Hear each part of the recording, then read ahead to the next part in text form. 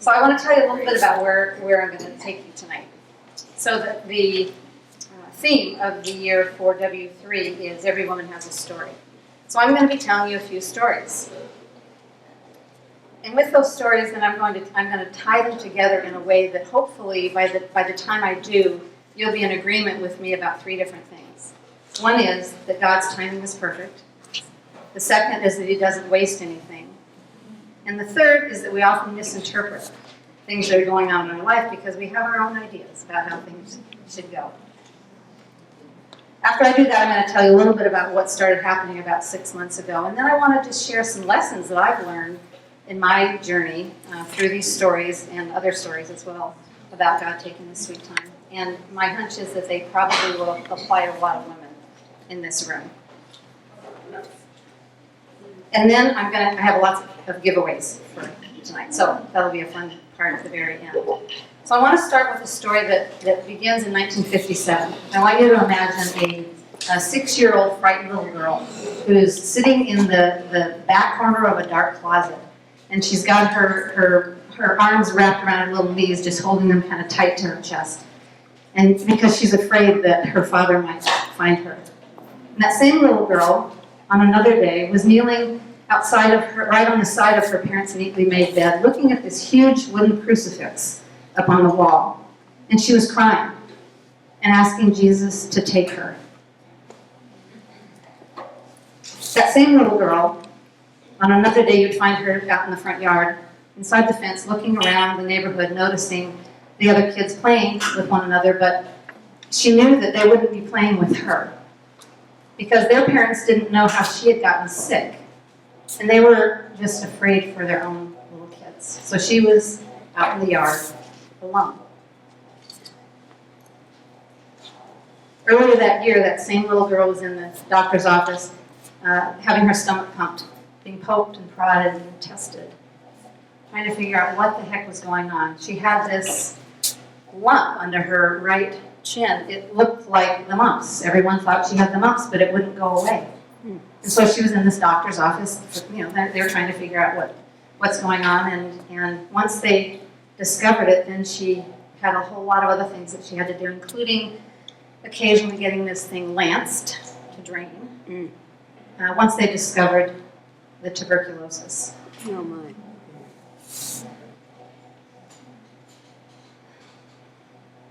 She has a lot of memories about being in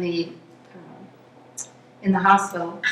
The horrible mask coming towards her face as they're trying to knock her out, and then the smell of ether. You know, it's pretty disgusting. I don't even know if they use ether anymore.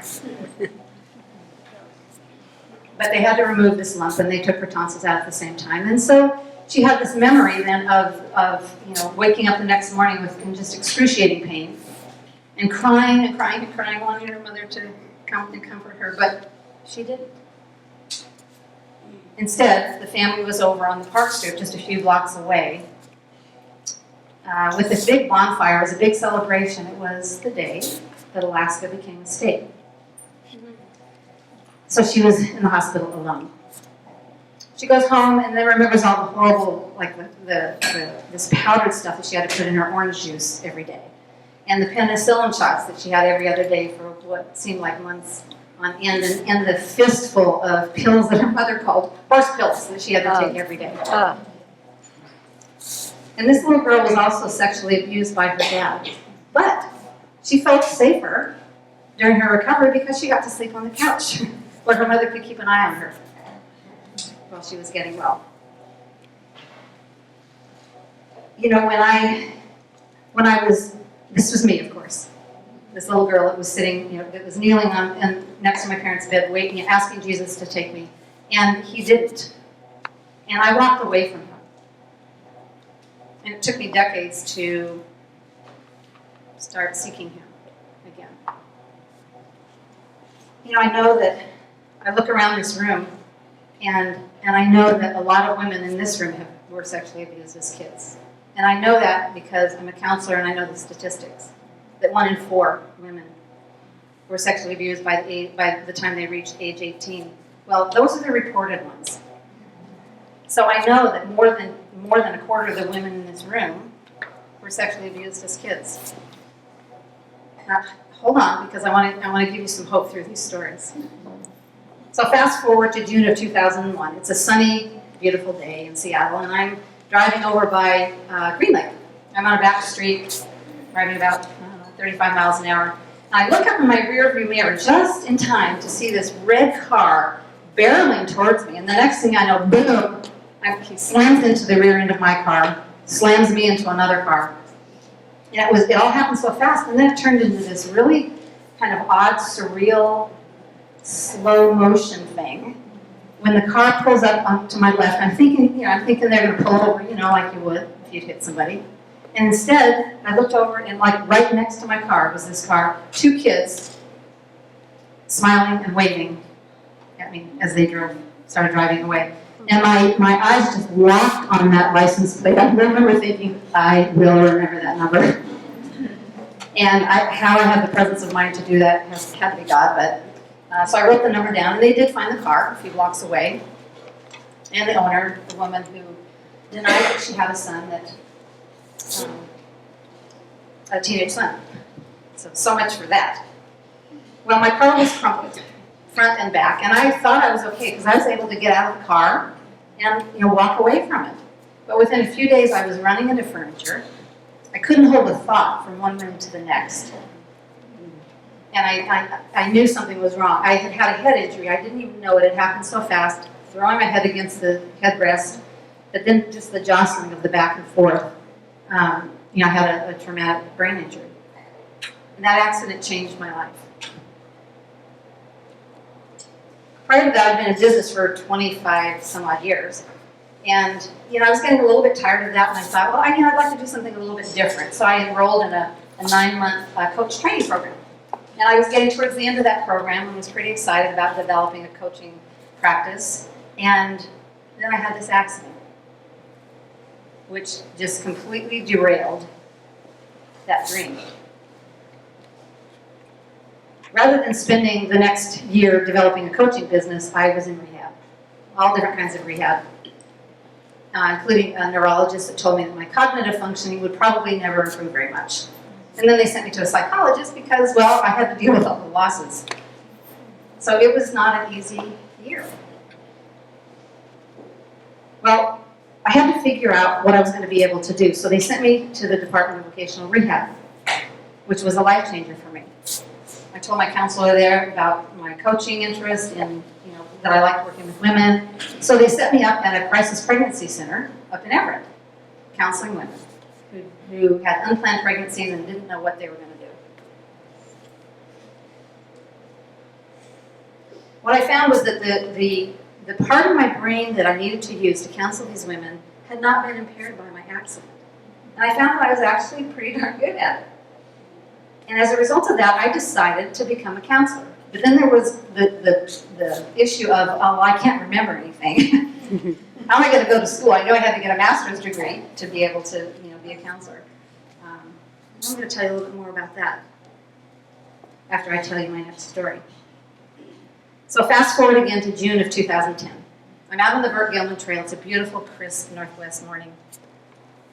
Getting some exercise, just enjoying myself. And all of a sudden, God starts downloading this vision that was so big. It was just so big and so vivid. I felt like I'd just been shot out of a cannon. I was so excited. And I ran home. I literally ran home and reserved 11 web domain names that I knew I was going to need. The vision that he downloaded for me was called Dare to Dream. And it was going to be a faith-based approach to personal growth and transformation. I knew that the 11 URLs were for all the courses that I was going to be teaching. And I was so excited, and I was raring to go. And then God went silent. For 2 years. I was not happy about that. But God takes his sweet time. After 2 years, he gave me the go-ahead. I just felt this conviction. Okay, I'm supposed to start on this thing. Yay! I finally get to do it. And so I said, okay, God, what do you want me to do? Where do you want me to start? And he says, with your body. What? Well, I had always wanted to get into really good shape, so I thought, okay, great. I found myself an extreme home exercise program. Anyone heard of P90X?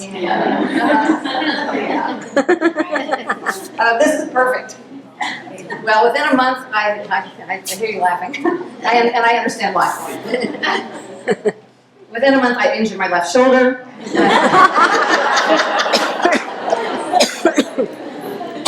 But I thought, you know what? God is in this. He told me to start with my body, so darn it, I'm going to persist. So I just, made some changes and kept going.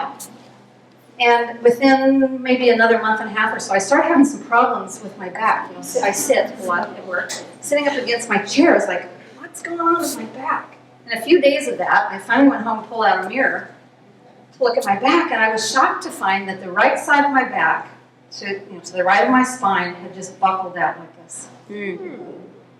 I was terrified. I had no idea what was going on. And it happened so fast, and I thought, oh my gosh, I literally have visions of, am I going to become a hunchback? I was terrified. Well, even with that, I started developing the Dare to Dream curriculum. I thought, God said, start with my body, I'm just going to keep moving. So I started putting together what I called the Dare to Dream Basics course. And I knew it was going to be the foundational course that all the other courses would be built on. But I had gone to a lot of personal development workshops and trainings over my life. I've always loved them, and I started noticing a pattern. It took me a while to notice it because I'm kind of slow sometimes. But it was a pattern that I noticed about myself. But then I realized, you know what? A lot of people have this issue, and that is starting something new, going to a workshop, getting really excited, really motivated, coming home and with great intentions, and then within a few days the motivation is like gone. So I knew that Dare to Dream could not be. Yeah, somebody's raising their hand. I'm guessing a few of you have had that experience. I knew that Dare to Dream had to be different. That it couldn't be just another goal setting program telling you how to achieve what you want in your life. I knew that it had to be something that was going to give people hope that they could even figure out what was stopping them. And then that they'd have some tools to be able to overcome those obstacles so that they could move forward. I knew it had to be different. Well, the problem started with my back, but then other things started happening. My beloved cat of 15 years developed a tumor under her chin. Same chin. And within a couple of weeks, I had to put her to sleep. And it was the morning I put her to sleep was the night of my first Dare to Dream class. It was a rough night. Within a couple of months, I had chronic fatigue for 20 years. And it got much worse during this time. And a couple of months later, I was diagnosed with Lyme disease. And I knew it was going to be a long haul recovery because I'd known some people that had Lyme disease. It's not a quick fix. Then a couple months later, I was diagnosed with MTHFR, which is a really long word, but it's a genetic mutation that prevents your body from detoxifying, supporting a healthy immune system and repairing itself. And when I got that diagnosis, I thought, oh, that's why I haven't felt well a lot of my life. And then with the Lyme treatment, trying to get rid of all these viruses, I was feeling worse and worse because my body couldn't get rid of all this stuff. And by that time, I'm thinking, wow, what's going on here? Yeah. And then not too long after that, I was diagnosed with 2 severe jaw bone infections from old root canals that I had probably a decade earlier, and that was affecting me systemically as well. So it was just, with the fatigue, the Lyme, the MTHFR, the jaw infections, I was a wreck. Yeah. And it's making no sense to me because I'm supposed to be developing Dare to Dream. Well, something good happened during that time. My friend Jackie, who's right here in the front, she and her husband have a program that's called 90-Day Launchpad, which is they coach people to write and publish a book on Amazon in 90 days. So they approached me and asked me if I'd be interested in writing a book. I thought, even with what's going on, I felt like God was saying, yeah, do it. So a few months later, I published my first book, Dare to Dream, The Art of Co-Creating with God. The subtitle is Building the Foundation. And then 4 months later, I did another 90-day launchpad and published the second half. So it's one curriculum, it's just broken into 2 books. And, they both became Amazon bestsellers, and I was really proud of that. And then my sales just tanked.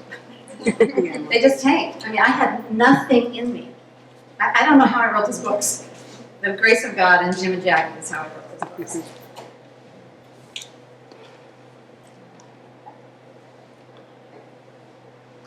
I'd like to tie these stories together. They're all stories about God taking His sweet time, and very frustratingly so. Was I happy that God was taking His sweet time in all of these stories? Heck no. Am I grateful that He did? Today I can say with a resounding yes. I'm grateful. I'm not happy, but I'm grateful. Age 6, I asked Him to take me out. I'm still here. Am I glad that He didn't take me then? Yeah. I'm glad I'm still alive. That He's obviously taking His sweet time to take me home, to be with Him, and I'm happy about that. He had big plans for me. Even though I'd walked away from Him, He didn't walk away from me. The automobile accident 17 years ago. The death to my dream of becoming a coach. Or so I thought. It was a postponement. Yeah. God knew what He had for me to do. And He had to grow me into the woman who could do that. I was not that woman 17 years ago. I wasn't that woman 7 years ago. So all of that time, it was about growing me into the woman who could do what fulfill the vision that He had placed in my heart. I didn't know it that far back. I did go to grad school after working at the Crisis Pregnancy Center, and when I finished grad school, my brain worked better than it had before my accident. Wow. Awesome. Despite what the neurologist said. We got involved. The accident was actually a swift kick in the rear for me, literally and figuratively. It got me going in a completely different direction. I need a counselor? Never had that on my radar. Right. Well, here's where things get interesting. Because God doesn't waste a thing. Because, to become a counselor, I had to be really focusing on healing myself. I mean, not me healing myself, but my own healing. Mm-hmm. My sexual abuse that had happened when I was a child, I needed to deal with that at a much deeper level than I ever had before. So becoming a counselor really kind of forced that issue. And the result of that was that I was able to help a whole lot of other women who were suffering from the same thing. I knew when I went back to school that I knew that my specialty in counseling was going to be working with women who were sexually abused as kids. Mm-hmm. So I had to do my work. I can't tell you, I've lost count of the number of women that God has brought to my office to heal from sexual abuse. He didn't waste that. Mm-hmm. He was determined. It took over 4 decades for Him to start that healing in me. But He was determined that it was going to happen, and it's been helpful to other women. Being a counselor at the Crisis Pregnancy Center, there were a number of women that I counseled when I was there who chose life for their babies rather than abortions. Yeah. You think I'm glad that God kept me alive so I could be part of that? Yeah. Heck yes. Come on. Yeah. And because, you see, I have had 2 abortions in my early 20s, long before I knew that I had a choice, or before I really knew God. And God's redeemed even that. Mm. Because of that experience at the pregnancy center, they asked me to go through a Bible study that is through the Healing Hearts Ministry. It's called Binding Up the Brokenhearted. Some of you may know about it.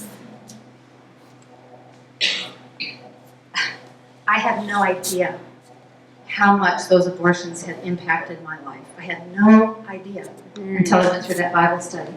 Now, I know that there are women in here tonight who have had abortions. It's not something that we talk about. because there's a lot of shame connected with it, typically. If you've had an abortion and you've never done any healing around that, I so strongly recommend that you look into the Healing Hearts Ministry, their Bible study. Now, on your table, there are some orange resource sheets. And the Healing Hearts Ministry is listed on that sheet. So be sure and take, I've got some more up here if there's not enough out on the tables. It will change your life, truly.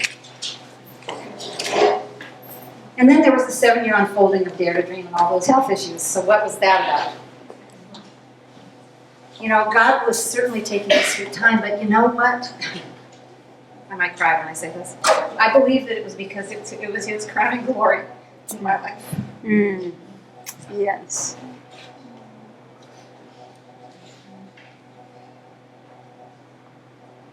I think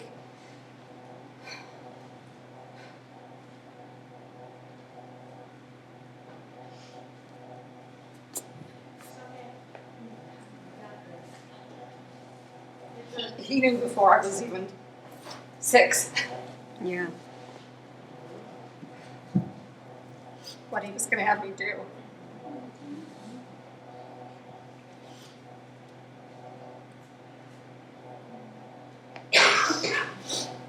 So fortunately, he kept me alive to do it. Yeah. And I'm here to do it. And now I have tears, so I can't read my notes.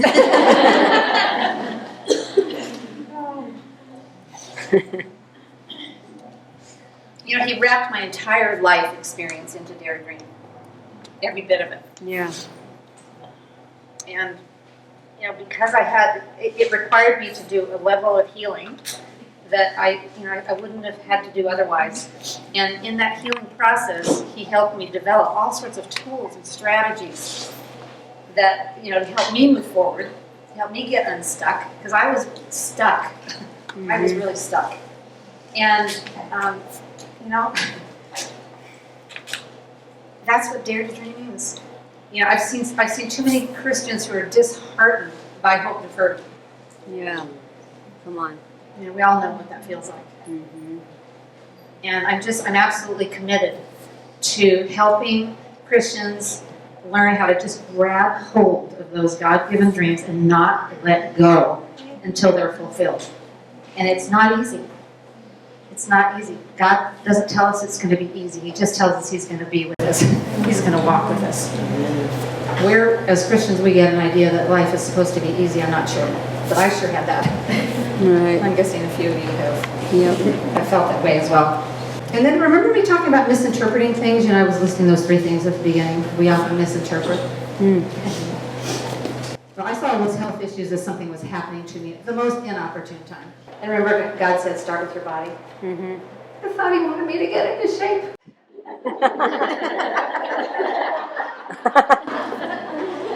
That was not his intention. He wanted me to heal. Come on. This poor body. Oh, gosh. So much. I had visions of like this buff. 60-plus-year-old body. So much for that. A year ago, I was desperately crying out because I still have issues with my back, and I was crying out one day to the Lord, God, heal my back. I know you can do it. You can move mountains. Yeah. And I was stopped dead in my tracks when I heard him say to me, so can you. I believe I've been in training and I'm still in training to learn how to move mountains. He gave me this image of me being like a bucking bronco. In fact, I almost used it as a logo, but I didn't.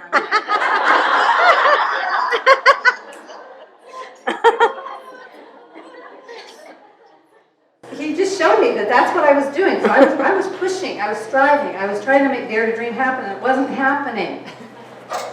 And he told me, you have the picture of the bucking bronco that's in the gate, before they let them out at the rodeo, they're kicking him. I mean, they're making a big commotion. Well, that was me. And he told me that I would destroy myself if he let me out too soon. And I know he was right. He also told me that Dare to Dream was his, not mine. And every time I pushed and strived, I was trying to make it mine. So it took 7 years for me to get that. I think I've got it, but he has to keep reminding me because every once in a while I forget. Well, let me tell you what started happening 6 months ago. Because what happened was that bucking bronco stopped kicking and making a commotion and striving. I was exhausted. It's like nothing's happening. I gotta just stop doing this. And instead, I just became committed to listening. Okay, God, what do you want me to do? I'll do what you want me to do. I'm not going to do anything until you tell me to do it. I was tired of that. And guess what? That's when things started happening. That's probably exactly what he was waiting for. So this successful internet marketing person came across my path that was, a series of what I thought were accidents. I ended up taking a 4-month training program with him that was exactly what I needed to develop and market the Dare to Dream training and coaching. I did not see that coming. That was God and His sweet timing. Last October. Where are you, Sue Mucker? Sue sent me an email inviting me to come hear her speak here. I'd never heard of W3, and here I am. Speaking to you. I did not see that coming. That was God's sweet time. In March of this year, I was at Jim and Jackie's house. And I was talking with them about several impossibles that were still kind of lurking in my life. And Jim went to put the kids to bed. He came back downstairs, and when he came down, he said, "When I came down those stairs, I heard the words, 'God eats impossible for breakfast.'" And it was like I was so impacted by him saying that. It was exactly what I needed to hear. Couldn't get the words out of my head that night. I woke up the next morning, they were still in my head. I thought, I gotta do something with this. Yeah. I got refrigerator magnets made. I want to look at this every day. Yeah. So I went back over to Jim and Jackie's house when they got back from vacation, and I told them about that, and just kind of felt like God was starting to download another vision. And it had to do with me doing some things with Jim and Jackie. So we decided to start a Facebook page as a kind of first step. So on that resource sheet, I think the top thing on it, there's our Facebook page is God Eats Impossible for Breakfast.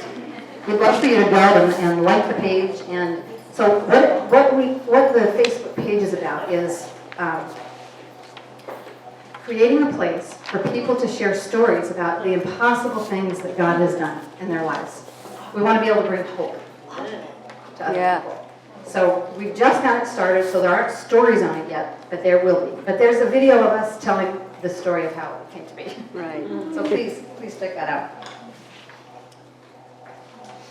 There were other things that happened. As it turns out, I'm going to be training some counselors because God told me that I'm going to need to have counselors to refer to when people start taking my program. Yeah. So I'm going to be training them this summer, hopefully by the fall, in God's sweet timing. I'll be teaching an 8-week Dare to Dream curriculum. Yeah. So what are the lessons that I've learned and how might they apply to you? His timing and your life experiences combined, it is His way of shaping and molding you into the woman who can steward the dreams that He has placed in your heart. Yeah. 2, He hasn't wasted a moment. In your life, He's been dotting all the I's and crossing all the T's, and lovingly bringing circumstances and people into your life that are exactly what's needed for you to take your next steps. Sometimes it's hard to see that. I believe that He loves you, He wants the best for you, and He is preparing you. And then the 3rd is you may have misinterpreted things that have happened in your life. Well, I'm going to leave that to you to figure out the places where you might have misinterpreted some of the things that God was doing, because I think we all do. So if you are because I know there are women here tonight that are in the midst of plenty of struggles, and so I want to encourage you. Surround yourself with people who love you and who can speak into your life. It's so important. I love the mission of W3. This is, such a good place for women to come together. So I would like to pray for all of you. Yeah. Lord, there are women here tonight who really need your healing touch. They may need a word directly from you or through others to show them that you have not forgotten them and that they are not alone in their journey. Other women are just beginning their faith journey or may not even know that there's a path opening in front of them. I pray that you water any seeds that have been planted tonight and surround these women with other women of faith who can speak into their lives. For those women who have been walking with you for a longer time, I pray that tonight you have ignited any fires in their hearts that may have been extinguished through difficult life circumstances, and that you continue to fan those flames until they become hearts on fire for you and for the life that you have given them. I pray, Lord, that you have given each woman exactly what she needed tonight. I thank you for taking your sweet time in their lives, because I know that you are committed to unfolding the dreams that you have lovingly placed in each of their hearts. Help them to see your sweet timing in a new way and to know it is for their highest good. I pray all of this in Jesus' name. Amen. Amen.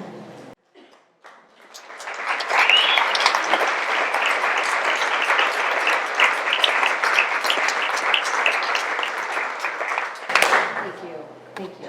Now I've got some giveaways. I've got some fun things. Yay. So on your tables, there's a little white piece of paper, and there should be a few pens on your table as well in case you don't have pens. So I'm going to tell you the what I'm giving away, and then we'll actually do the drawing. So while I'm telling you about it, you can be filling it out if that's of interest to you and you want your name to be put in the drawing. So I have 3 sets of my books, which is the curriculum for Dare to Dream. I have like 4 of these refrigerator magnets. I had a few extras made. And I have a document. I want to make sure you guys hear this because this is a good one. I have a document that's called Life Preservers that I'd like to email to each of you that's interested. And it's a go-to resource really for when life kind of turns you upside down and you have a hard time getting back up on your own 2 feet. Well, it's a document that has all sorts of practical suggestions for how to do that. There's over 200, so that you don't end up doing self-destructive things like overeating or drinking or some other self-destructive behavior.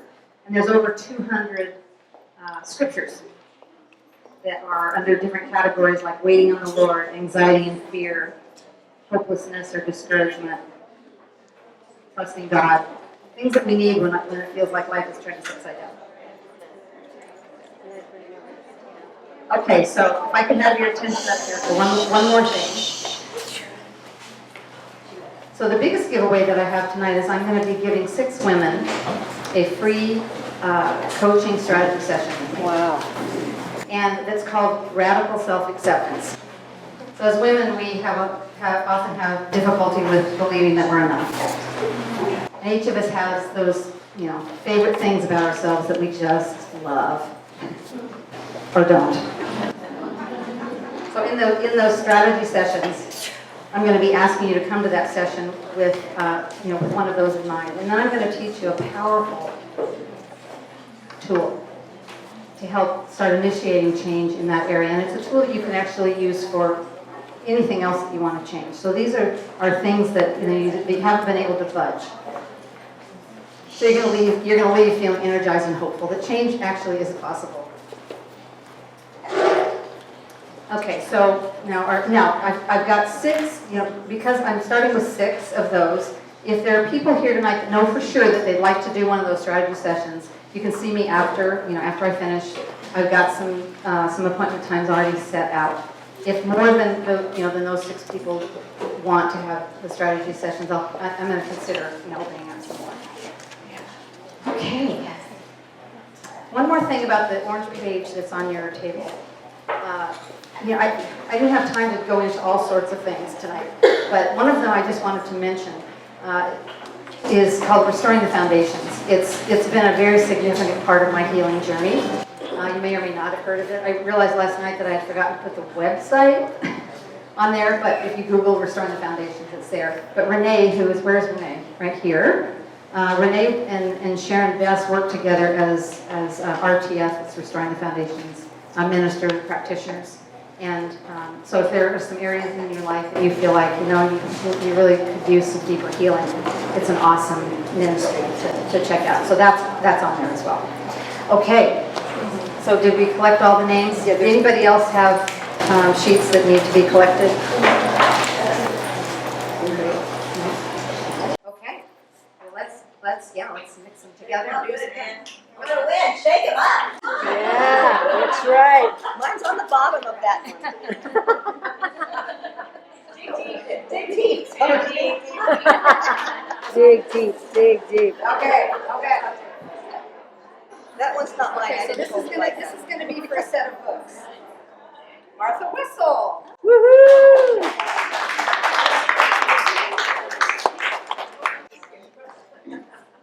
And just because you're still eligible for other things. I'll put it back. But I'm going to take a different one. This is for another book. Pam Jusso.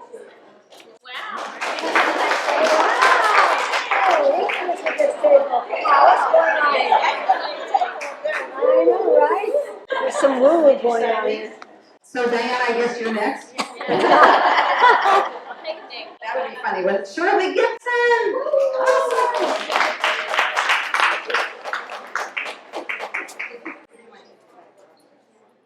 Okay. Now how about some refrigerator magnets? Yeah. I really want one of those. All right. I'm going to make it. Okay. Edna. Oh, that's her. You got it! Wow!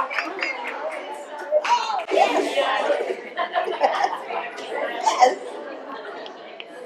Oh, Diana, you didn't get the books, but you got a magnet. Hey, shake that basket up more.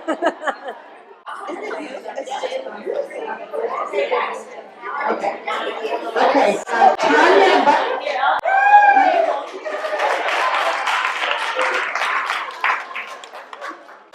Yeah, we got a couple more.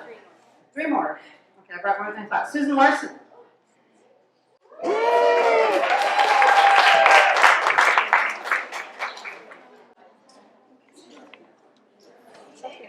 And Arlene Bringman.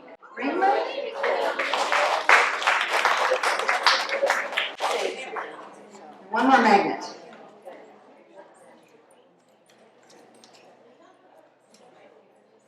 Leanne Ingen.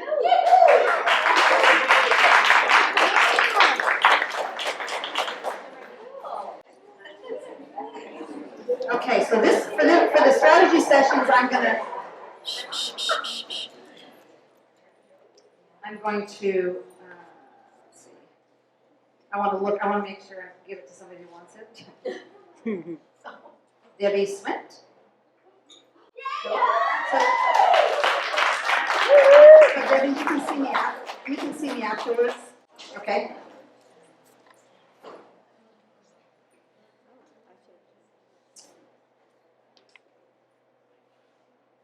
Brenda? Herman? Brianna? You see me afterwards?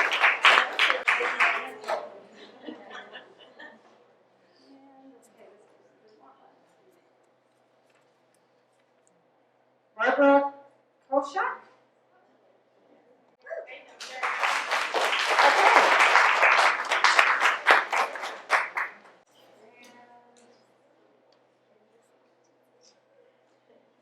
I'm only putting them aside because they didn't have that box checked.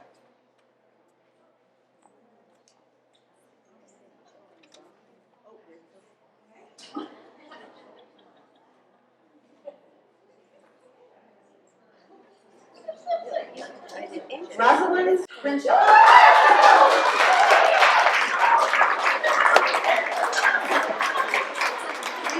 there must be something.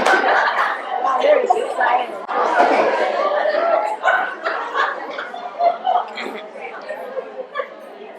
And Cheryl Austin. Cheryl Austin. Okay, one more. One more.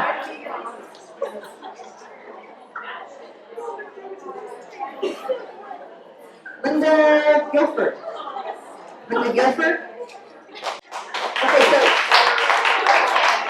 so for all of you that I just named for the strategy sessions, if you want to come up, hopefully one of the sessions that I have set aside right now will work for you. If not, we'll figure something else out. Okay, so I want to just open the floor to any questions about anything that I shared tonight before we close. Yes, Sue. Would you be willing to share what kinds of things God healed you from abortion? Would you be willing to share what kinds of things God showed her to heal from abortion? I had no idea Okay. that it had impacted me deeply. So that was the first thing. I mean, I wept and wept and wept. Now, I don't have kids. Yeah, so that was a big deal. That was a big deal for me. So part of my healing was getting to a place of acceptance of that. Because I could have had two. Yeah. That was a very big deal. I had a lot of shame. So some of the healing was handling some of that shame. I just felt like I wasn't lovable. I wasn't lovable by God because of what I had done. I had taken two of His precious children. But after that Bible study, I just felt this conviction that, I'm going to see Him in heaven. Yes. Yes. And that even something like that He could redeem. I mean, that was huge for me. Huge for me. What else? Guilt. Somebody say something. She said guilt. Oh, guilt. Oh my gosh. Yeah. A lot of guilt. Crystal has a Pardon me? Crystal. Crystal has a question. I'm sorry. Oh, Crystal. Sorry. That's okay. I was just wondering, what was the general outcome of what happened with your dad? Is he still living? Were you able to have a healthy relationship with him? That's a really good question. It took me years and years and years to reconcile with my dad. I didn't want to. I did not want to. And I finally reached a place where I did. And then unfortunately, he did something else that turned it all around, and I decided that I was not going to see him again. Yep. Because it just brought it all back up. It was just something that he said that was really, really hurtful.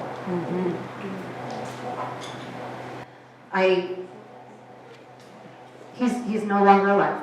And here's God again. I had decided that I wasn't going to see him again. I made that decision, and I felt at peace with that.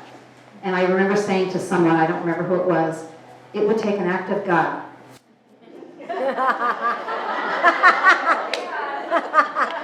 There you go. I was reading my Bible one day, and I was in Romans 8. Romans 8:28 is my Bible verse. And God started talking to me, and I was writing in the margins of my Bible what He was saying. This had nothing to do with my dad. This was just Him talking to me, but it was profound. At the very end of it, He said, you need to go see your dad. He needs your help before he passes. That was exactly the words. And I said, okay. I made a plane reservation. I went down to California. He was in a assisted living place. All I knew was what I was going to say. I mean, the first thing that I was going to say, that's all I knew. Yeah. And so when I saw him, I said, do you know why I haven't been down here for several months? And he said, and I told him what he had said to me, and he said, oh, I didn't say that. said, yeah, you did. Yep. And then God took over my mouth. Yeah. Really, I have never had that experience before. Wow. And I just listened to all these things that God had to say to my dad about his life Wow. and the things that he needed to take a look at before he passed. And my dad looked at me and thanked me. And I felt complete. Yeah. I felt complete. I went home, came back up here, and within a short time, I got a call that he was probably on his last weekend. Mm. I mean, I saw him, I think it was in November. January? Yeah, January, that next year. So, and I felt like, I don't need to go, I'm done. I mean, I did what I needed to do. But then I thought, I want to be with my family. My dad only dies once. Yep. My Yeah. family only has this experience once. I want to be with them. And Yeah. I went down there, and I was so glad Yeah. I did. So yeah, I mean, in my own way, it's healed. Yep. It wasn't easy. Did you have brothers or sisters also? Yes, one of my sisters. My sister is here tonight, Patty, right here in front. Hey, Patty. And I seem to be the one in the family that had that experience with him. Why? I don't know. Oldest daughter, I guess. Mm-hmm. Any other questions? Okay. Well, it's been a pleasure.